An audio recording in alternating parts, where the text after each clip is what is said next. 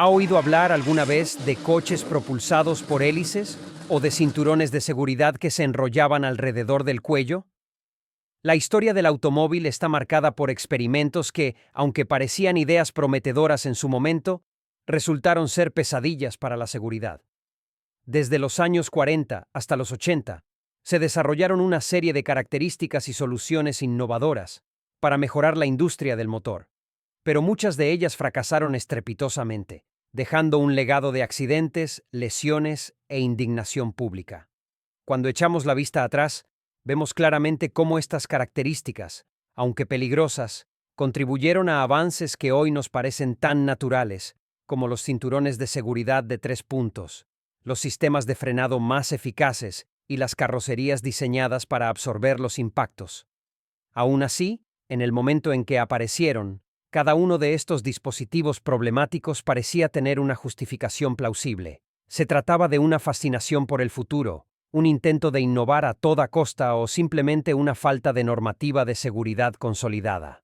Mientras que los cinturones para el cuello pueden sonar extraños a quienes no vivieron aquella época, los coches propulsados por hélices, en cambio, rozan lo surrealista.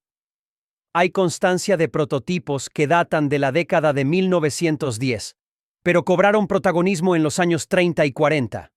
Visionarios admiradores de la aviación, como Marcel Leyat, creador del Helica, u otros entusiastas que veían en el motor de hélice la posibilidad de liberar al automóvil de los sistemas de transmisión convencionales, se aventuraron en proyectos que, para los estándares actuales, parecen ensoñaciones. El objetivo era sencillo: aplicar al automóvil la eficacia y velocidad de los aviones, aprovechando el movimiento de las palas giratorias para propulsar el vehículo por las calles. Algunas de estas creaciones llegaron a exhibirse en ferias y eventos automovilísticos, atrayendo la atención de curiosos y aficionados fascinados por la idea de conducir algo parecido a una aeronave terrestre. Sin embargo, el problema surgió en cuanto alguien analizó los evidentes riesgos que entrañaba. Las hélices descubiertas que giraban a gran velocidad constituían un peligro inminente porque, además de exponer a los peatones a graves lesiones en caso de contacto accidental, creaban problemas de manejo. A baja velocidad, estos coches eran difíciles de maniobrar, y cualquier colisión leve podía tener consecuencias trágicas si la hélice se dañaba o se rompía, lanzando piezas afiladas hacia el conductor, los pasajeros o cualquier persona cercana. Hubo informes de accidentes gravísimos en los que se vieron implicadas estas máquinas experimentales, incluidos incendios y vuelcos que llamaron la atención de las autoridades y acabaron por sellar el destino de este tipo de vehículos. En la década de 1950, con el avance de normativas más estrictas y la propia lógica de ingeniería que buscaba la estabilidad y la durabilidad, los coches propulsados por hélices se consideraban cada vez más curiosidades históricas que algo viable para la producción en serie. Sus principios básicos, sin embargo, sirvieron para inspirar mejoras en aspectos de la aerodinámica y el comportamiento de los vehículos, ya que muchos ingenieros que trabajaban en estos proyectos acabaron trasladando sus investigaciones a la mejora del flujo de aire alrededor de la carrocería de los coches convencionales. Además, era una época en la que la normativa de seguridad estaba en pañales, lo que permitía a los inventores aventurarse en soluciones extremas sin un análisis de riesgos adecuado.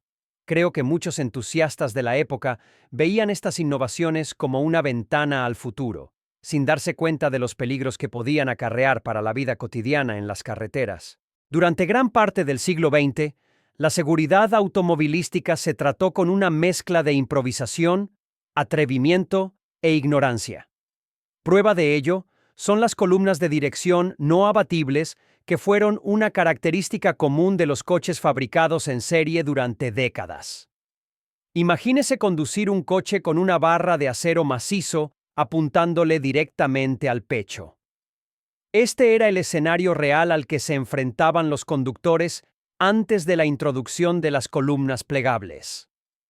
Esta estructura rígida, conectada directamente al sistema de dirección, ofrecía precisión y durabilidad, pero ocultaba un peligro mortal. En caso de colisión frontal, La columna podía convertirse en una auténtica lanza, empalando al conductor con la fuerza del impacto.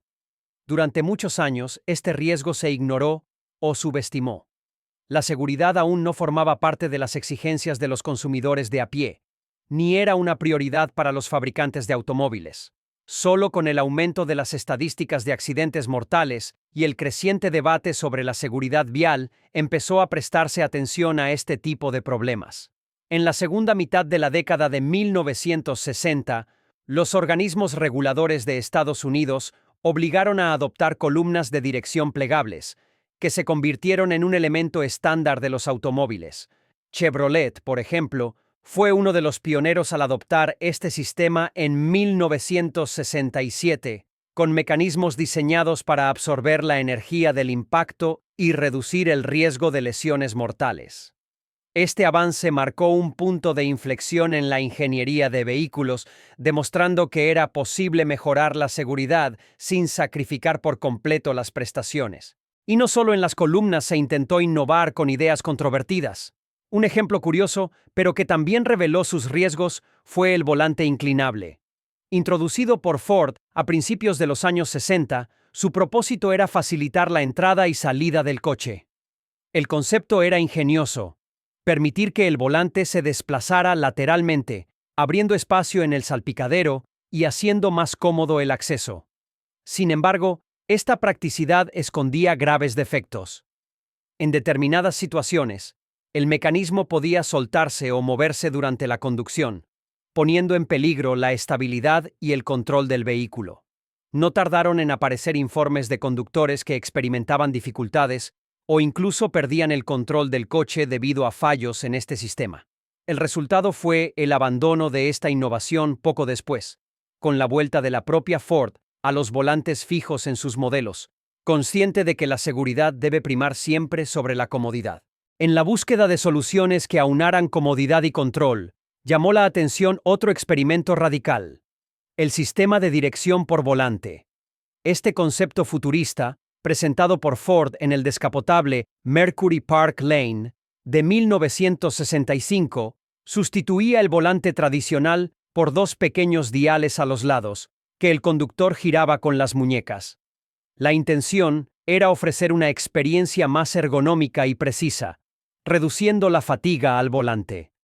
Los reposabrazos se integraron en el sistema para mayor comodidad en los viajes largos. Sin embargo, la idea nunca llegó a cuajar. La mayoría de los conductores de pruebas declararon tener dificultades para adaptarse al nuevo formato. Falta de precisión e incluso inseguridad al tomar curvas o maniobrar con rapidez.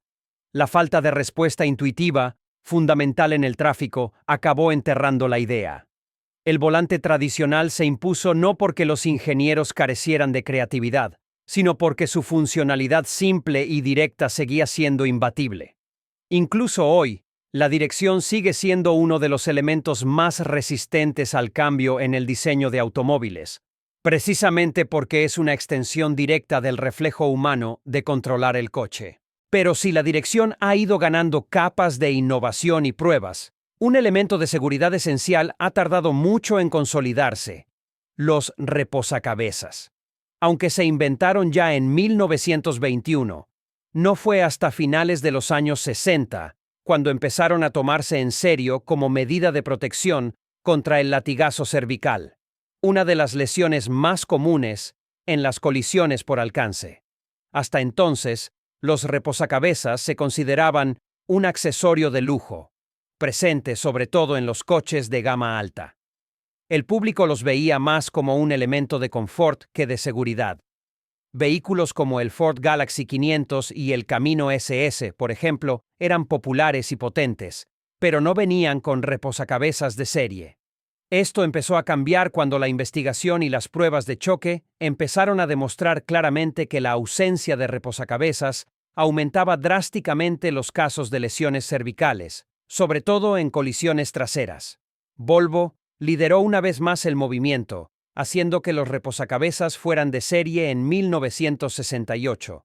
Y no pasó mucho tiempo antes de que otros fabricantes de automóviles siguieran su ejemplo, especialmente después de que el requisito se implantara en varios países a finales de esa década. Estudios posteriores demostraron que la simple adición de un reposacabezas bien colocado podía reducir las lesiones cervicales entre un 5% y un 10%, especialmente en colisiones leves o moderadas. La evolución de estos elementos muestra cómo la seguridad automovilística fue, durante mucho tiempo, el resultado de ensayo y error. Columnas rígidas, volantes experimentales, soportes descuidados, todos representan momentos en los que la industria tuvo que aprender de los fracasos. Hoy en día, es casi inconcebible imaginar un coche que no cuente con sistemas integrados de protección del conductor y los pasajeros, pero esta realidad solo fue posible porque los errores del pasado sirvieron de base para una mejora continua. Muchas de las características que ahora consideramos indispensables solo se convirtieron en norma tras décadas de accidentes, estadísticas alarmantes y presión pública. Este proceso de adaptación gradual nos recuerda que el progreso no siempre procede de una genialidad inmediata, sino de la voluntad de reconocer lo que no funcionó, aprender de ello y construir algo mejor. Y, como veremos a continuación, ni siquiera el diseño visual de los coches ha escapado a esta relación entre estética, innovación y riesgo. Mientras los reposacabezas se ganaban por fin su lugar como elementos esenciales para la seguridad de los pasajeros, otras características del diseño automovilístico seguían oscilando entre la innovación estética y el peligro real. Un ejemplo llamativo de ello fueron los adornos del capó. Habituales entre las décadas de 1940 y 1960, estos llamativos ornamentos actuaban como símbolos de estatus y estilo y fueron adoptados por prestigiosas marcas como Rolls-Royce, con su icónico espíritu del éxtasis, o Jaguar, con su felino en posición de salto. Estos adornos metálicos no solo identificaban a la marca, sino que transmitían un aura de lujo y personalidad al vehículo. Sin embargo, bajo esta sofisticada apariencia se escondía un riesgo silencioso. En caso de atropello o colisión, los ornamentos rígidos se convertían en auténticas cuchillas diseñadas para herir. Los peatones atropellados por la parte delantera de los coches podían sufrir cortes profundos, pinchazos y lesiones graves causadas por estos objetos decorativos. Con el auge de las campañas de seguridad vial y la creciente concienciación sobre el impacto de los accidentes urbanos, los fabricantes de automóviles empezaron a sustituir estos adornos por versiones retráctiles o flexibles, o simplemente los suprimieron por completo. En la década de 1970, era raro ver un coche nuevo que saliera de fábrica con adornos metálicos en el capó, lo que marcó el fin de una era en la que el estilo solía primar sobre la seguridad. Ese mismo espíritu futurista que inspiró los agresivos adornos del capó también se reflejó en otro fenómeno icónico: el diseño de la era del jet.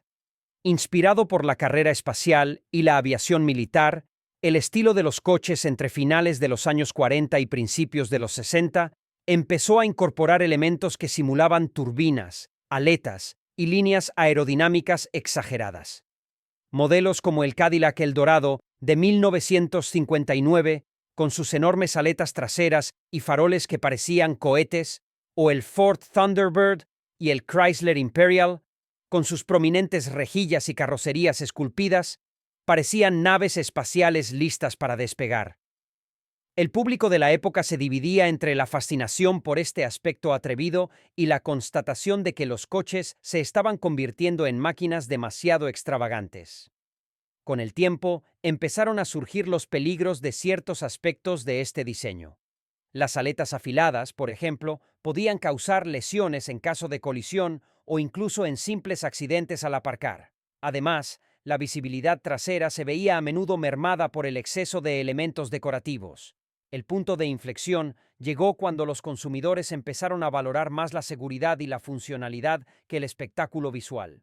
La transición hacia un diseño más limpio y práctico fue impulsada tanto por las exigencias de seguridad como por los cambios culturales, que fueron retirando los excesos de la era espacial en favor de un aspecto más sobrio y eficiente.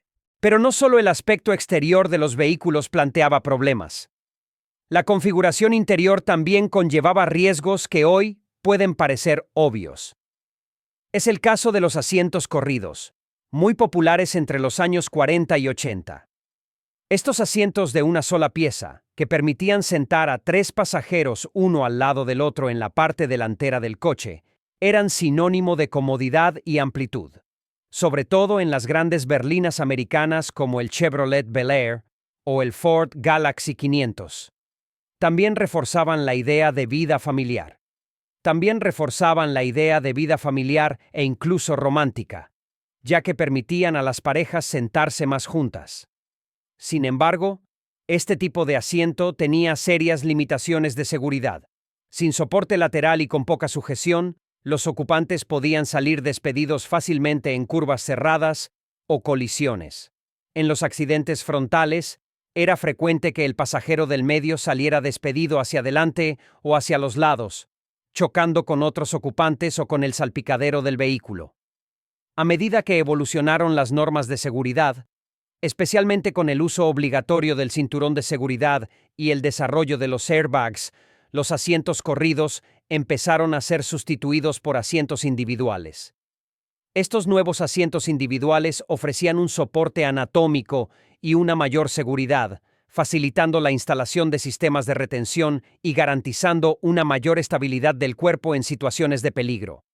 En la década de 1980, los asientos corridos eran una rareza en los turismos y solo sobrevivían en camionetas y vehículos comerciales. Otro componente que estuvo presente en los automóviles durante muchas décadas, pero que también presentaba riesgos considerables, era el volante rígido. En los primeros tiempos de la industria automovilística, eran habituales los volantes de metal, madera o baquelita. Ofrecían un control directo y una sensación de robustez que atraía a muchos conductores. Sin embargo, en caso de colisión, este tipo de volante se convertía en una amenaza fatal. Sin ningún tipo de absorción de impactos, podía causar graves lesiones en el pecho o la cara del conductor. En situaciones extremas, existía incluso riesgo de empalamiento, sobre todo en los modelos que aún disponían de columnas de dirección no plegables. Inicialmente, la aceptación pública de estos volantes rígidos fue alta, debido principalmente a la falta de alternativas y de conocimientos sobre los riesgos que entrañaban. Con el aumento de las pruebas de choque y la aparición de organismos reguladores, estos problemas empezaron a documentarse con mayor precisión. Fue entonces cuando aparecieron los primeros volantes con zonas deformables y materiales más flexibles, acompañados de columnas de dirección retráctiles que absorbían parte de la energía del impacto. Esta evolución convirtió el volante no solo en un instrumento de conducción, sino también en un componente de protección activa. Estos cambios muestran cómo, a lo largo de las décadas, la industria del automóvil ha tenido que enfrentarse a su propia historia de riesgos desatendidos. Desde el lujo letal de los adornos del capó hasta los asientos que lanzaban a los pasajeros como muñecos de trapo, pasando por los volantes que se convertían en armas, cada innovación mal planificada enseñaba duras lecciones.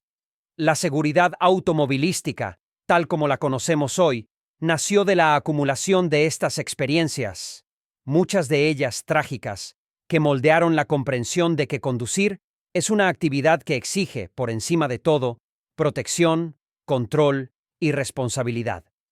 Y como veremos a continuación, incluso los techos de los coches, diseñados para aportar estilo y libertad, acabaron revelando peligrosas debilidades estructurales. La búsqueda de innovación y estilo en el diseño de automóviles siguió alimentando soluciones audaces a lo largo de las décadas de 1970 y 1980, pero estos intentos no siempre se tradujeron en mejoras reales para los conductores. Uno de los ejemplos más llamativos fueron los famosos techos en T, muy populares en los coches deportivos, sobre todo en Estados Unidos. Los techos en T consistían en 2 paneles desmontables que dejaban una tira central de metal, formando literalmente la letra T. La idea era proporcionar una experiencia similar a la de un coche deportivo. La idea era proporcionar una experiencia similar a la de un descapotable, pero con mayor rigidez estructural. Modelos como el Chevrolet Corvette, el Pontiac Firebird Trans Am y el Nissan 280 CTS contribuyeron a popularizar esta tendencia, que combinaba deportividad, libertad de conducción y atractivo visual. Sin embargo, esta innovación conllevaba graves riesgos que no siempre eran visibles a primera vista. Al eliminar partes fijas del techo, la estructura del coche perdía resistencia, especialmente en caso de vuelco. Incluso con el refuerzo de la columna central, los techos en T no podían ofrecer la misma protección que una carrocería totalmente cerrada. En accidentes graves, existía un riesgo real de que la parte superior del coche se desplomara, poniendo en peligro la seguridad de los ocupantes. Además, los paneles desmontables solían presentar problemas de estanqueidad, lo que provocaba fugas, ruidos internos y un desgaste prematuro de las gomas de sellado. Con el tiempo, a medida que evolucionaban las normas de seguridad y las exigencias de los consumidores, este tipo de techo fue sustituido por soluciones más robustas, como los techos solares eléctricos y los techos panorámicos fijos, que garantizaban el confort, la visibilidad y la integridad estructural. El apogeo de los techos en T fue efímero y acabaron abandonándose en favor de la seguridad y la practicidad. Y si hablamos de riesgos ocultos, es imposible ignorar a uno de los mayores villanos silenciosos de la historia del automóvil: el amianto. Muy utilizado en las pastillas de freno entre los años 40 y 80, el amianto era apreciado por su gran resistencia al calor y su durabilidad. Las pastillas fabricadas con este material eran eficaces, especialmente en vehículos grandes y muy utilizados, como autobuses, camiones y taxis. Fabricantes como Ford, General Motors, Chrysler y Bendix incorporaron el amianto a sus sistemas de frenado durante décadas. El problema era que a lo largo de su uso, las partículas de amianto se desprendían de las pastillas y eran inhaladas por conductores, mecánicos e incluso pasajeros, acumulándose en los pulmones de forma invisible y extremadamente tóxica. Los estudios médicos demostraron que la exposición prolongada al amianto estaba relacionada con enfermedades graves como la asbestosis y el mesotelioma, un cáncer agresivo que afecta al revestimiento de los pulmones. Aunque las primeras advertencias sobre los riesgos aparecieron en los años 60, tuvieron que pasar más de 2 décadas antes de que las medidas reguladoras empezaran a prohibir el uso de este peligroso material. En los años 90, tras una gran presión pública y judicial, la mayoría de los países occidentales habían prohibido el uso del amianto en las pastillas de freno. Su sustitución por compuestos orgánicos, cerámicos y metálicos garantizó no solo la preservación de la salud, sino también avances en las prestaciones de frenado, con materiales más ligeros, resistentes y seguros. Otro ejemplo de innovación que urgía mejorar fueron los primeros sistemas de airbag. Aunque hoy en día los airbags se consideran salvavidas, y de hecho lo son, no siempre fue así. La introducción de los airbags en los años 70 y 80 estuvo marcada por ensayos, errores y accidentes. General Motors fue una de las pioneras, instalando airbags en vehículos como el Chevrolet Impala de 1973 para uso gubernamental y ofreciendo el airbag de pasajero en el Oldsmobile Toronado. Sin embargo, los primeros airbags se desplegaban con extrema violencia. En colisiones frontales, se inflaban con tal fuerza que causaban lesiones en la cara, el tórax e incluso la muerte a niños o adultos más pequeños que iban mal colocados. En aquella época, no había sensores inteligentes para calcular la fuerza del impacto o identificar el peso del ocupante. El sistema era todo o nada. Esto provocó cierta desconfianza entre el público y retrasó su adopción a gran escala. No fue hasta los años 90, con los avances en los sistemas de control electrónico y la introducción de airbags frontales, laterales y de cortina con calibración inteligente, cuando se hicieron obligatorios y fiables. La evolución de los airbags es un ejemplo clásico de cómo la tecnología automovilística a menudo tiene que pasar por un periodo de dolorosas pruebas antes de alcanzar un nivel aceptable de seguridad. Y cuando pensamos en seguridad, uno de los elementos más fundamentales del coche son las puertas, y ni siquiera ellas se han librado de diseños defectuosos. Entre los años 40 y 60, era habitual encontrar vehículos con cierres de puertas ineficaces o mal diseñados. En lugar de proteger a los ocupantes, estos cierres suponían a menudo un doble peligro. O bien se abrían solos durante un choque, lanzando al pasajero fuera, o bien se atascaban, atrapando a quien estuviera dentro del coche en el humo, el fuego o las inundaciones. Estos problemas eran especialmente notables en modelos populares de fabricantes como Ford y Chevrolet. Ante tantos incidentes, creció la presión por el cambio y los ingenieros empezaron a desarrollar mecanismos de cierre más robustos y seguros. En la década de 1970 se introdujeron sistemas de doble cierre, refuerzos estructurales en las puertas y cerraduras con múltiples puntos de anclaje, lo que redujo drásticamente los riesgos asociados.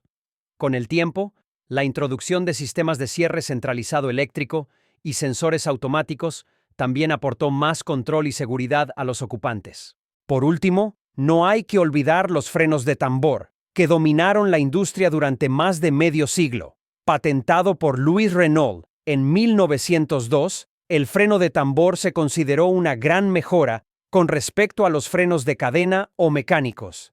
En los años 40 y 50, prácticamente todos los vehículos utilizaban este sistema, que consistía en unas zapatas que presionaban el interior de un tambor sujeto a la rueda. Era barato, fiable en condiciones normales y fácil de mantener. Sin embargo, tenía un defecto crítico: la pérdida de eficacia en uso continuo, conocida como fading. Cuando el sistema se sobrecalienta, la potencia de frenado disminuye drásticamente, lo que puede ser fatal en descensos largos o frenadas repetidas. Esta limitación llevó a la adopción de los frenos de disco en las ruedas delanteras a partir de la década de 1960. Los frenos de disco ofrecían un rendimiento superior, una mejor disipación del calor y una respuesta más precisa, especialmente en condiciones adversas. Con el tiempo, se convirtieron en estándar en los turismos, aunque muchos modelos seguían conservando los frenos de tambor en las ruedas traseras por razones de coste. La evolución completa llegó con la aparición de los sistemas ABS, que evitan el bloqueo de las ruedas y ayudan al conductor a mantener el control del coche en frenadas bruscas. Siempre en este contexto de seguridad, un curioso y prometedor experimento marcó el intento de innovar en la protección de los ocupantes: el parabrisas desplegable, utilizado en el legendario Tucker 48. Desarrollado por Preston Tucker, esta berlina contaba con un parabrisas montado sobre una junta de goma flexible, diseñada para desprenderse en una sola pieza en caso de colisión, lo que permitía a los ocupantes escapar más fácilmente y evitaba las heridas causadas por los fragmentos de cristal. La idea era revolucionaria y, de hecho, se adelantó a su tiempo, pero sufrió las consecuencias de la limitada producción del vehículo y de las dudas sobre su seguridad en colisiones a alta velocidad. Además, con los avances en el vidrio laminado, que podía retener los fragmentos sin ceder, los parabrisas desplegables se abandonaron pronto en favor de soluciones más resistentes.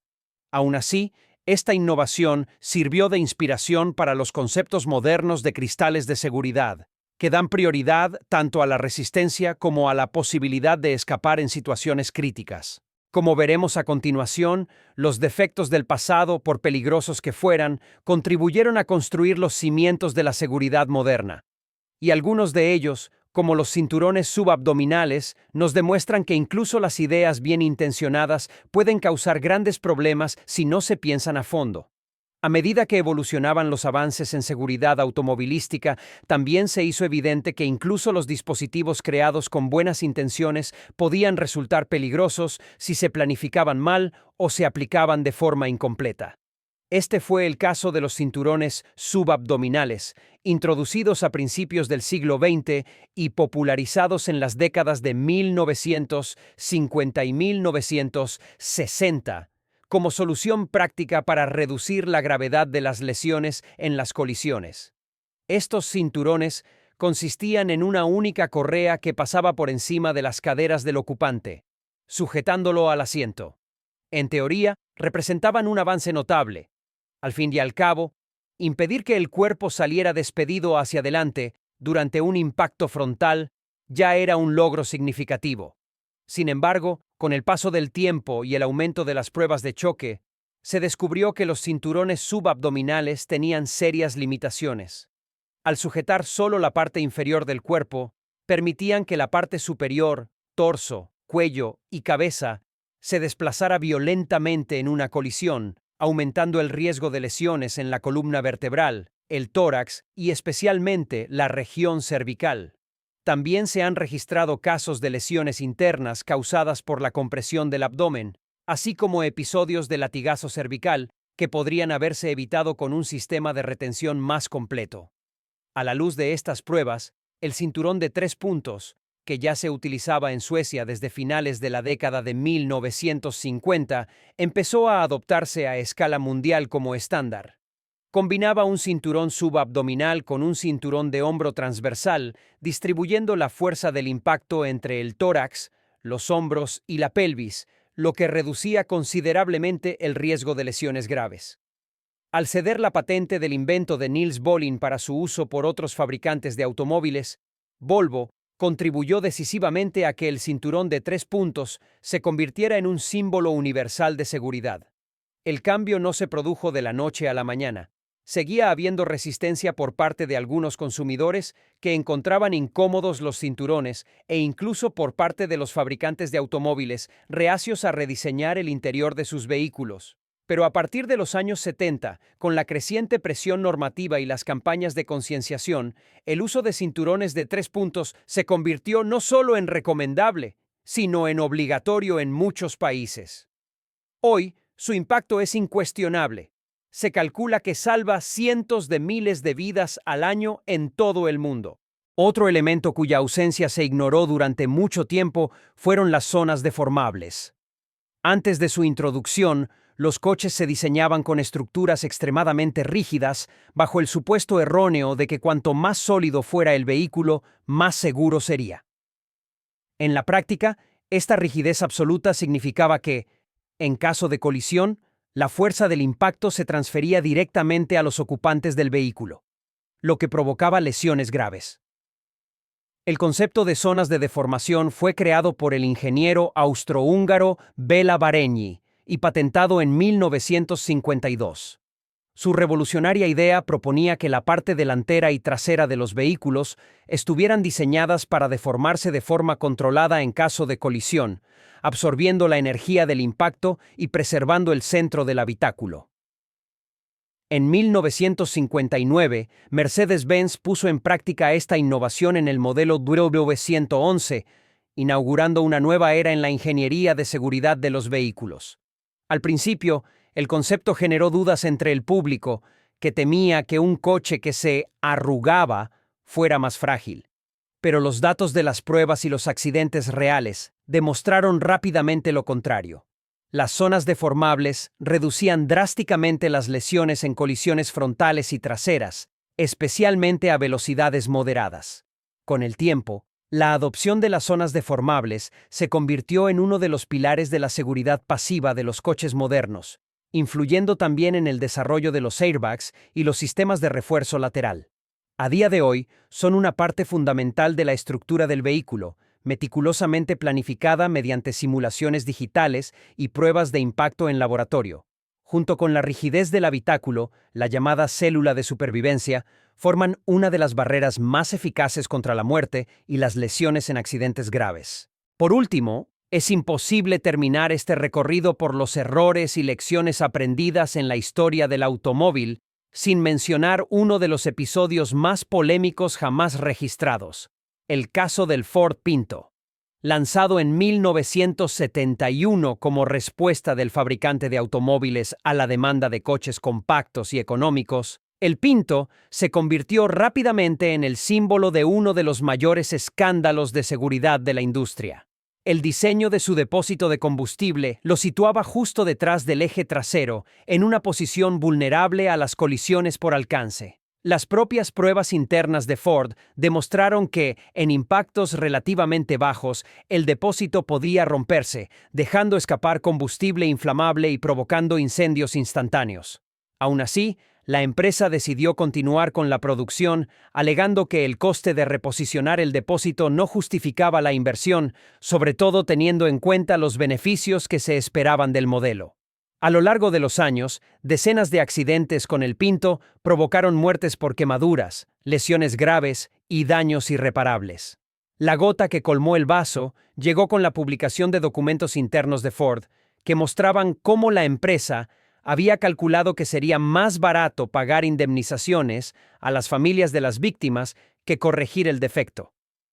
El escándalo desató una ola de indignación en Estados Unidos que culminó en demandas, audiencias en el Congreso y, finalmente, la retirada de más de 1,5 millones de vehículos en 1978. El caso Pinto se convirtió en un hito no solo en la historia de Ford, sino en la de toda la industria automovilística, que pasó a estar sometida a un escrutinio mucho más estricto. También sirvió para recordar el peso ético de las decisiones industriales. Cuando se antepone el beneficio a la vida, las consecuencias pueden ser irreversibles. Tras décadas de errores, tragedias y descubrimientos, la industria automovilística comprendió por fin que la innovación no es solo una cuestión de creatividad o marketing, sino también de responsabilidad. Los coches que conducimos hoy son el resultado de un largo camino de pruebas y correcciones, y cada elemento de seguridad que nos protege, desde los cinturones a los airbags, desde los bloqueos a las zonas de deformación, lleva consigo el recuerdo de todo lo que ha ido mal en el pasado. Recordar estas historias no es solo una curiosidad histórica, es un poderoso recordatorio de que todo progreso real proviene de la voluntad de aprender de los fracasos, escuchar los datos, respetar la vida y, sobre todo, dar prioridad al ser humano en cada decisión. Si te ha gustado esta inmersión en la historia de las características más peligrosas de los coches, dímelo en los comentarios. ¿Cuál de estos inventos te ha sorprendido más? Aprovecha la oportunidad para darle un me gusta al vídeo, suscribirte al canal y compartirlo con cualquier persona a la que también le gusten los coches y quiera entender cómo hemos llegado hasta aquí. Esto ayuda mucho a que el canal crezca y me motiva a seguir ofreciéndote historias que nos informan, nos sorprenden y nos hacen pensar. Nos vemos en el próximo video.